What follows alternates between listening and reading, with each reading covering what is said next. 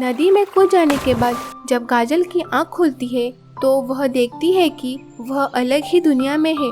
उसके आसपास की चीजें बहुत ही सुंदर होती है, वो जगह बिल्कुल अलग ही होता है। यह सब देखकर काजल कहती है, हे भगवान, ये मैं कहाँ आ गई? ये कौन सी जगह है? तभी काजल देखती है कि एक बूढ़ी औरत सिर पर एक पोटली बांधकर कहीं जा रही होती है। वह बहुत थकी हुई लग रही थी। काजल जल्दी से उस बूढ़ी औरत के पास जाती है और कहती है, दादी, आप इतनी भारी पोटली नहीं उठा पाओगी। आप काफी थकी हुई लग रही हो। आप ये पोटली मुझे दे दीजिए, मैं आपके घर छोड़ दूंगी। बताइए, आप कहाँ रहते हो? बेटी, पास के नदी किनारे पर ही मेरा घर है। काजल उसे पोटली लेकर उस बूढ़ी दादी को उनके घर छोड़ देती है। काजल उस बूढ़ी दादी से कहती है, दादी जी, आप यहाँ पर अकेले रहती हो? क्या आपके साथ कोई नहीं रहता? हाँ बेटी, मैं यहाँ अकेले रहती हूँ। मेरे बेटी बहू ने मुझे घर से निकाल दिया। फिर मैं परेशान होकर नदी में कूद गई थी। उसके बाद मैं यहाँ पहुँच गई। मुझे यहाँ आकर पता चला कि अभी मेरा समय नहीं आया है। तभी से मैं यहाँ पर अपनी मुक्ति की प्रतीक्षा कर रही हूँ।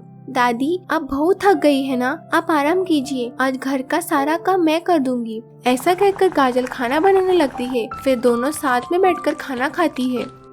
अच्छा दादी, मैं चलती हूँ, अपना ध्यान रखिएगा। ऐसा कहकर काजल आगे की तरफ चलने लगती है। चलते चलते वह थक जाती है और एक पेड़ के पास बैठ जाती है। तभी उसकी नजर एक घायल पक्षी पर पड़ती है। वह उसके पास जाती है और कहती है, यह पक्षी तो काफी जख्मी लग रहा है, मुझे इसकी मदद करनी चाहिए। बेचारी कितने दर्द में होगी। ऐसा कहकर काजल जंगल से कुछ जड़ी बूटियां लेकर उस पक्षी पर लगा देती है। तभी वह पक्षी एक सुंदर परी में बदल जाती है। यह देखकर काजल शॉक हो जाती है। डरो मत काजल, मैं एक जादुई परी हूँ। मैं तो तुम्हारी परीक्षा ले रही थी, जिसमें तुम सफल हुई। मुझे सब पता है कि तुम्हारे जीवन में कितने दुख है। अपनी सौतेली माँ के अत्याचार से परेशान होकर तुम नदी में कूद गई और इस जादुई दुनिया में पहुँच गई। मैं तुम्हें अपनी जादुई शक्ति से जादुई सोने के बाल देती हूँ। यह बाल तुम्हारी हर इच्छा पूरी करेगा और जो तुम्हारा बुरा करना चाहेगा, यह उसे सजा भी देगा। परी जादुई छड़ी घुमाती है, जिससे काजल के सिर पर बहुत सुंदर और चमकीले सुनहरे बाल आ जाते हैं और काजल बहुत ही सुंदर दिखने लगती है। परी जी, आपका बहुत बहुत शुक्रिया। काजल, मैं तो तुम्हारी मदद करने ही आई हूँ। मुझे तुम्हारी माँ ने भेजा है। मैं तुम्हें दुखी नहीं देख सकती, इसलिए आज के बाद कभी भी तुम दुखी मत होना। सच परी जी, आज से मैं हमेशा खुश रहूंगी। आप मेरी माँ से कहना, मैं उन्हें बहुत ही याद करती हूँ। ठीक है काजल, अब घर जाओ। आज के बाद खुशी खुशी रहना। उसके बाद काजल अपने घर चली जाती है। काजल को देखकर सुर्मिला उससे कहती है, तू यहाँ फिर आ गई? मुझे तो लगा तू मर गई, लेकिन तू तो अभी भी जिंदा है। और ये क्या, तेरे गंजे सिर पर इतने सुंदर बाल कहाँ से आ गए? माँ, ये जादुई सोने के बाल हैं। मैं इससे जो भी मांगूंगी, ये मेरी सारी इच्छाएं पूरी करेगा। ऐसा कहकर काजल सुर्मिला को सारी बात बता देती है। काजल के सुनहरे बाल देखकर सुर्मिला के मन में लालच आता है और वो काजल से बहुत प्यार से बात करने लगती है। बेटी, मुझे माफ कर दो, मैंने तुम्हारे साथ बहुत गलत किया। कोई बात नहीं माँ, जो हो गया सो हो गया, उन बातों को भूल जाइए। बेटी, तुम जाकर अपने कमरे में आराम करो, मैं तुम्हारे लिए बिरयानी लेकर आती हूँ। सुर्मिला और काजल दोनों बैठकर पेट भरकर बिरयानी खाते हैं। माँ चलो, मैं सारे बर्तन धो देती हूँ। बेटी, तू क्यों बर्तन धोएगी? तू आराम कर, सानिका है ना, वो धो देगी। काजल अपने सुनहरे बालों की मदद से हर जरूरतमंदों की मदद करती। जितना वो लोगों की मदद करती, उसके बाल उतने ही लंबे हो जाते। एक दिन सुर्मिला काजल के पास आकर कहती है, बेटी काजल, घर का सारा राशन खत्म हो गया है। मेरे पास पैसे भी नहीं है। क्या तुम थोड़े से पैसे दे सकती हो? काजल अपने थोड़े से सुनहरे बाल तोड़कर सुर्मिला को दे देती है। ये लीजिए माँ, इसे बेचकर आप घर का सारा सामान ले आइए। थोड़ी देर बाद काजल सुर्मिला के पास आकर कहती है, माँ, आज रात के लिए खाने में क्या बनाऊं?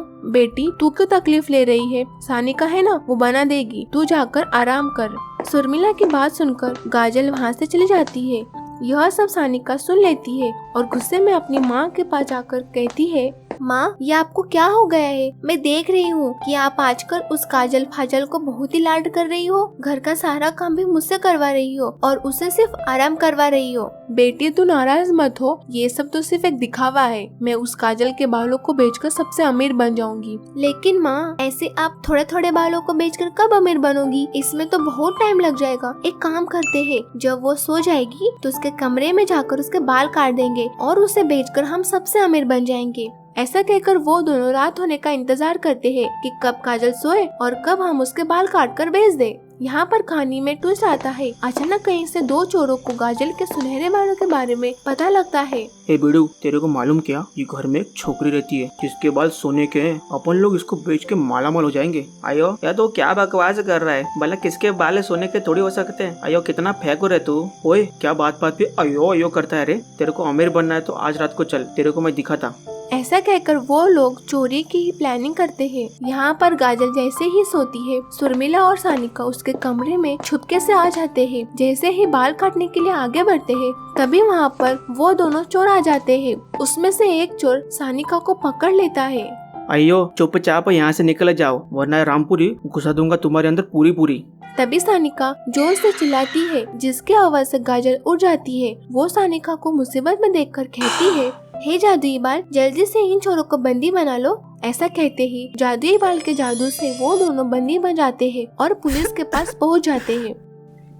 बेटी, आज तूने हम दोनों की जान बचाकर हम पर बहुत बड़ा कृपा किया है। मैंने जो भी किया उसके लिए मैं माफी चाहती हूँ। मैं दिल से शर्मिंदा हूँ मेरी बच्ची। मुझे भी माफ कर दो मेरी बहन, मैंने तुम पर हमेशा जुल्म किया, मुझे माफ कर दो। कोई बात नहीं, जो हो गया उसे भूल जाओ।